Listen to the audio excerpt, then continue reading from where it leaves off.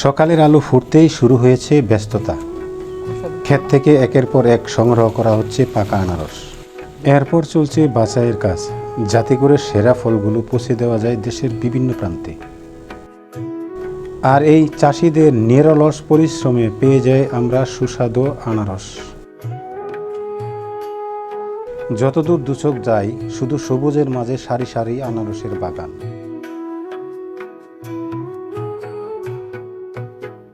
আর এই সুস্বাদু আনারস ক্ষেত থেকে বাজার পর্যন্ত কিভাবে পৌঁছে যায় তার পুরো যাত্রাই দেখাবো আজকের এই ভিডিও। বন্ধুরা, এই যে আনারস খাচ্ছি দেখছেন, এটা কোন জায়গায় খাচ্ছি জানেন? আনারসের যে জায়গায় জন্ম, যেখানে বাংলাদেশের সারা পৃথিবীর আনারসের বিখ্যাত খ্যাতি এবং সুনাম রয়েছে, সেই জায়গায়। এটা হলো মধুপুরের আনারস।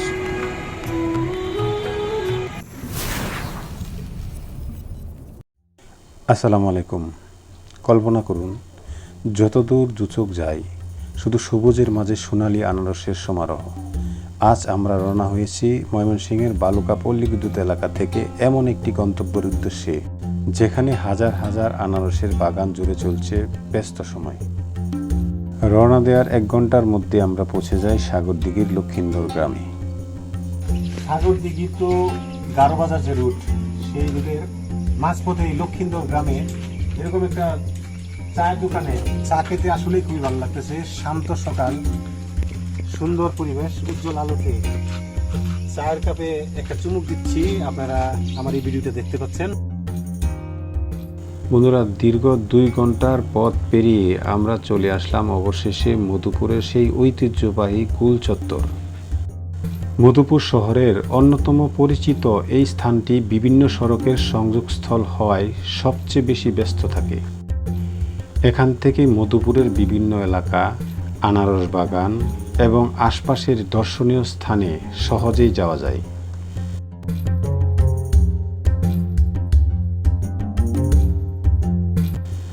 স্থানীয় ব্যবসা বাণিজ্য ও মানুষের দৈনন্দিন চলাচলে এটি গুরুত্বপূর্ণ কেন্দ্র।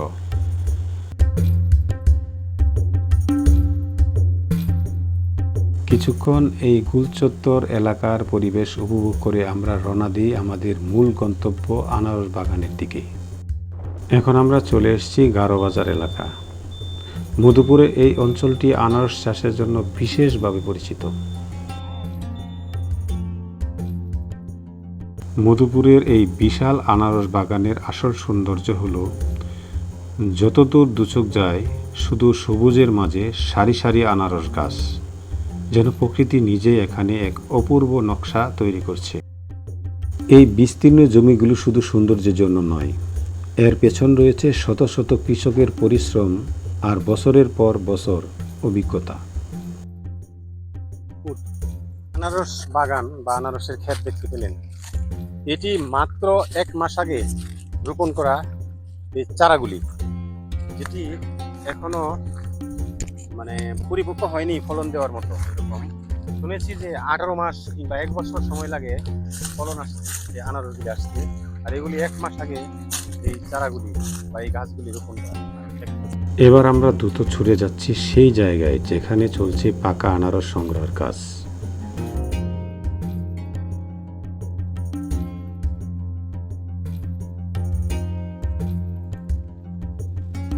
বাগানের ভিতর কৃষকেরা একের পর এক পরিপক্ক আনারস তুলে নিয়ে যাচ্ছেন। আনারস চাষি কৃষকরা বাঁশের তৈরি ঝুড়ি পিঠে বেঁধে বাগানের ভিতর থেকে আনারস সংগ্রহ করছেন। খুব যত্ন সহকারে গাছ থেকে পাকা আনারস কেটে তারা ঝুড়িতে রাখছেন, যাতে করে কোনোভাবে আনারসের বা ফলের ক্ষতি না হয়। এরপর সেই ঝুড়ি ভর্তি আনারসগুলো এক জায়গায় এমনভাবে রেখে দেয় যাতে করে কোনো ধরনের সমস্যা না হয় এবং আনারসের গায়ে দাগ না পড়ে। এই কঠোর পরিশ্রমের মাধ্যমে আমাদের কাছে পৌঁছে যায় মধুপুরের বিখ্যাত আনারস।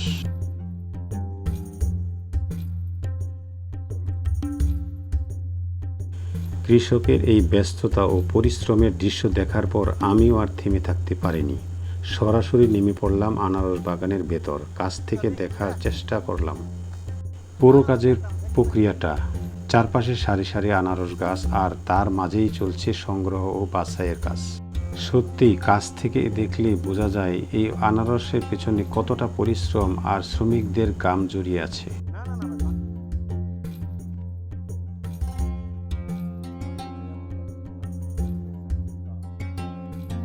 পাকা আনারস সংগ্রহ করে স্তূপ করে রাখার পর এখন শুরু হলো বাছাইয়ের কাজ। আকার, পাকা অবস্থা এবং গুণগত মান দেখে আনারসগুলো আলাদা করা হচ্ছে আর বাকি আনারসগুলো আলাদা করে রাখা হচ্ছে। এই বাছাইয়ের মাধ্যমে নিশ্চিত করা হয় বাজারে পুষবে শুধু ভালো মানের মধুপুরের আনারস।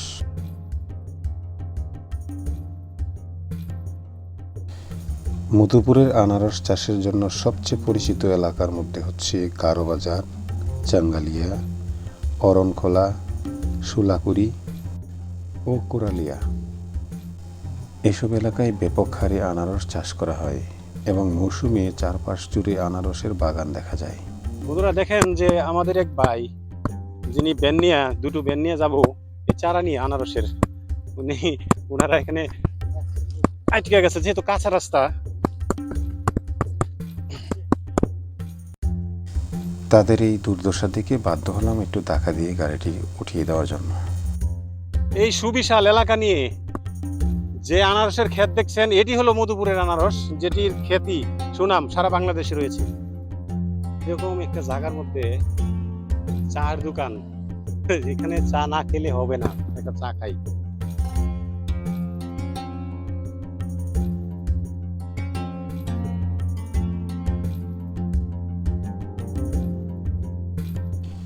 আনারস বাগানের মাঝখান দিয়ে যাওয়ার সময় হঠাৎ চোখে পড়ে ছোট ছোট টংঘর ও দোকান।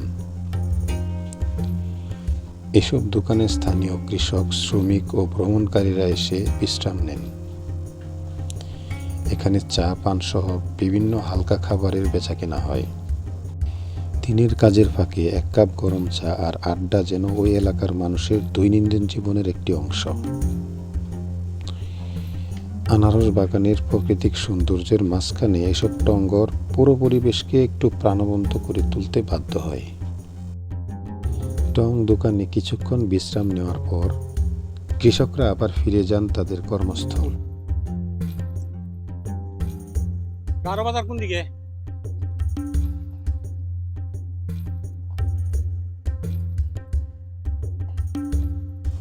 বাগানের সবকিছু ঘুরে দেখার পর এবার আমরা চলে যাচ্ছি আনারসের সেই গারো বাজারে, সেখানে প্রতিদিন বিপুল পরিমাণ আনারস কেনাবেচা হয়। চলুন দেখে আসি। আনারস বাগান ঘুরে দেখার পর আমরা চলে আসি গারো বাজারে। তবে এখানে এসে দেখা গেল আজ তেমন কোনো জমজমাট বেচাকেনা নেই। বাজারটি বেশ শান্ত, আনারসের বড় কোনো কার্যক্রম চোখে পড়ল না। তাই আমরা সিদ্ধান্ত নিলাম আরও বড় বাজারের দিকে যাওয়ার। এখন আমরা রওনা দিচ্ছি জলছত্র বাজারের উদ্দেশ্যে। মধুপুর এলাকার অন্যতম বৃহৎ এবং আনারস কেনাবেচার জন্য সবচেয়ে পরিচিত বাজার হলো এই জলছত্র বাজার।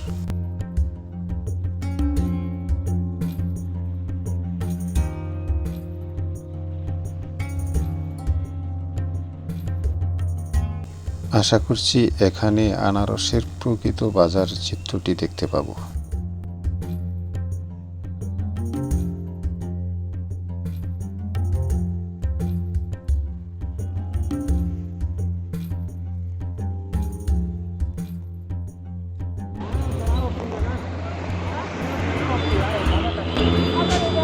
এইভাবেই দেখছেন না কিনছেন? কত দেখছেন? এই জলছত্র বাজারে এসে সত্যিই আমরা অবাক হয়ে গেলাম। চারদিকে শুধু আনারস আর আনারস। বাজার জুড়ে সারি সারি আনারসের স্তূপ। ক্রেতা বিক্রেতাদের ব্যস্ততা আর দরদামে কোলাহলে পুরো এলাকা মুখরিত। এখানে এসে দেখা যায় মধুপুরের আনারস ব্যবসার প্রকৃত চিত্র কতটা বিশাল।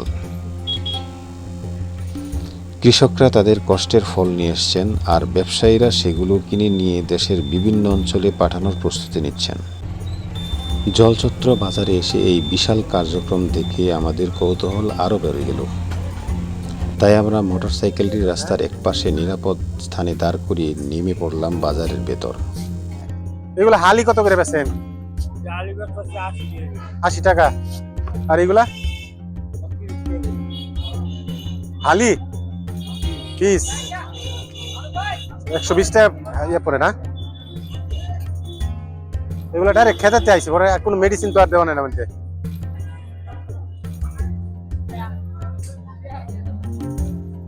এটা মিষ্টি হবো তো না? দুইটা দেন, আমার বাতি জারে আর আমার একটা। লবণ আছে?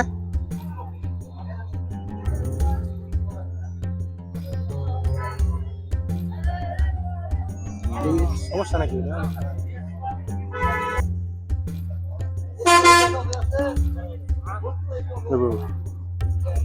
আরেকটা ছিলেন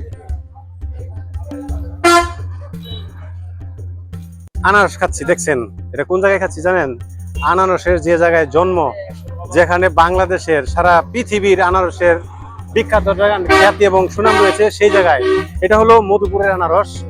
আর এই আনারস শুধু আনারস না, এটা মানে অমায়িক ফল, যার সুস্বাদ, যার খ্যাতি, আনারসের যে আসল স্বাদ, এটা পেতে হলে আসতে হবে টাঙ্গাইল জেলার মধুপুর থানার জলছত্র বাজারে, যেখানে অতি সুস্বাদু, টাটকা, খাঁটি এবং ক্ষেত থেকে আনা সে সমস্ত আনারস খেতে পারবেন এই বাজারে আসলে।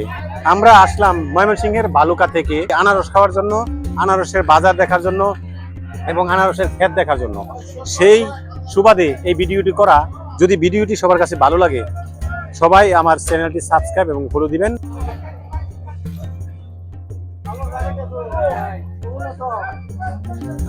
এগুলা কিভাবে বেচেন গো ভাই? এগুলা বেচেন কিভাবে? প্রতি গাড়িতে কত করে থাকে? 100। কিরকম দর ভাইজান? হ্যাঁ, কি দরে বেচতেছেন এটা?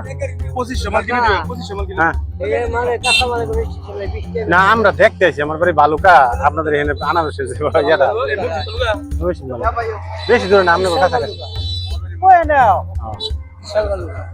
কোথায় আছে তো আমগর এলাকায়? আমরা এইগুলা কি খেতে আনছেন আপনারা না আমরা কিনে আনছি? 1 টাকা দিতে কতটুকু থাকে? আপনি তো পাইকারি বেচেন? খুচরা নিতে গেলে ওই যে ওইখান থেকে কোন জায়গায় বেশি জানেন? বাজার কয়টা পর্যন্ত থাকে? সারাদিনই? ভাই এটা কি আপনি নিজের খেতে আপনি কিনে আনতে বেচতেছেন?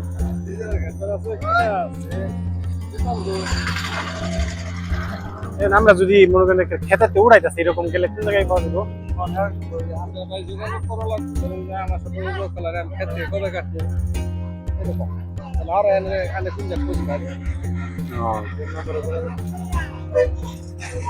এটা কি 2500-3000 টাকা করে বিক্রি করেন না ভাই? গাড়িগুলা 2500-3000 করে বিক্রি করেন? মানে দরদাম উঠা নামা করে না?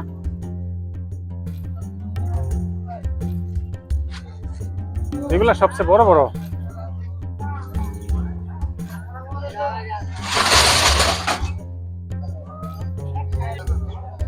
কি ভাই ওই রকম আর এডি এরকম কি? এটা কি? হ্যাঁ, এটা কি দাম বেশি না? তাহলে না, ওইটা যে পাতা সহজ রাখছে এই জন্য কই আর কি। এটা কত টাকা গাড়ি এগুলা বিক্রি করে?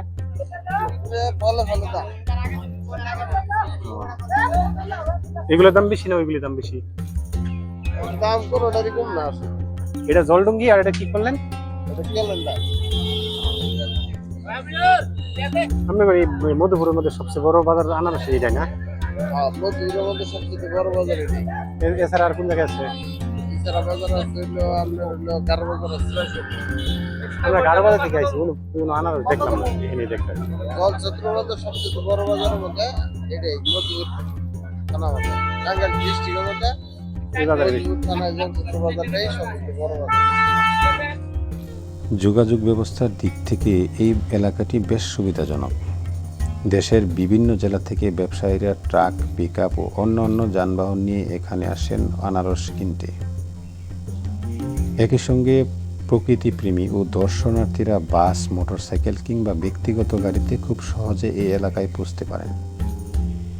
ভালো সড়ক যোগাযোগের কারণে আনারস বাগান ও বাজারগুলোতে যাতায়াত অনেকটাই সহজ হয়েছে। তাই ব্যবসা বাণিজ্যের পাশাপাশি পর্যটন সম্ভাবনাও দিন দিন বাড়ছে এই এলাকায়। চারদিক চোখ রাখতেই দেখা যাচ্ছে সারি সারি ভ্যানগাড়ি আনারস ভরে দাঁড়িয়ে আছে। বিভিন্ন জাতের বিভিন্ন আকারের পাকা আনারস দিয়ে পুরো বাজার যেন ভরে গেছে। কোথাও বড় বড় আনারসের স্তূপ, আবার কোথাও ছোট আনারস আলাদা করে সাজানো। কৃষক ও ব্যবসায়ী ব্যস্ত আছেন লোডিং আনলোডিং এবং দরদামের কাজে। পুরো এলাকায় একটাই চিত্র, আনারস আর আনারসের সমারোহ। যে রাস্তাটি টাঙ্গাইল থেকে ময়মনসিংহগামী, সেই রাস্তার দুপাশে রয়েছে এই আনারসের হাট। যে হাটটি ভোর সকাল থেকে শুরু হয়ে প্রায় মধ্যরাত পর্যন্ত চলে। আনারস নয়, এখানে রয়েছে কলার বাজার। দেখেন যে যেরকম আনারস সেরকম আবার কলা, সবরি কলা দেখা যাচ্ছে। আর এই কলাগুলি বাংলাদেশের বিভিন্ন প্রান্তে সাপ্লাই দেওয়া হয়, বিক্রি করা হয়। দেশের বিভিন্ন প্রান্ত থেকে আসা খরিদ্দাররা এসব কলা আনারস কেনার জন্য এই জলছত্র বাজারে আসে।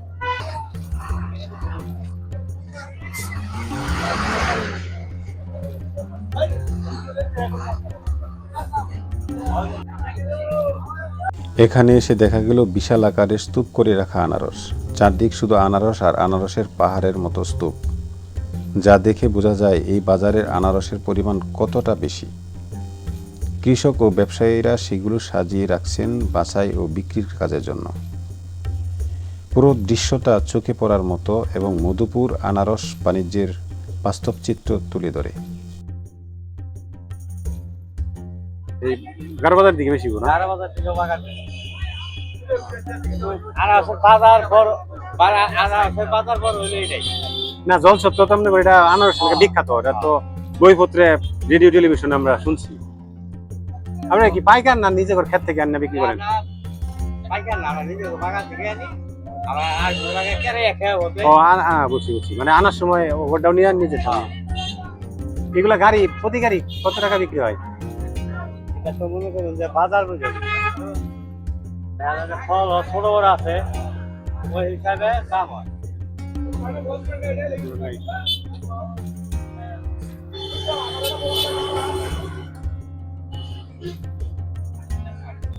সত্যি মধুপুরের এই আনারস বাজার এক অসাধারণ অভিজ্ঞতা। যারা এখানে আসতে চান তাদের জন্য যোগাযোগ ব্যবস্থা খুবই সহজ। দেশের যে কোনো জেলা থেকে বাস, প্রাইভেট কার, মোটরসাইকেল কিংবা লোকাল পরিবহনে খুব সহজে মধুপুর ও জলছত্র বাজারে আসা যায়। ভালো সড়ক যোগাযোগ থাকার কারণে যাতায়াতে তেমন কোনো সমস্যা হয় না। থাকার জন্য মধুপুর এলাকায় সাধারণ মানের কিছু হোটেল ও লজ পাওয়া যায়। আর খাওয়ার জন্য স্থানীয় হোটেলগুলিতে দেশি খাবার সহজেই পাওয়া যায়। আর এভাবে আজকের আনারস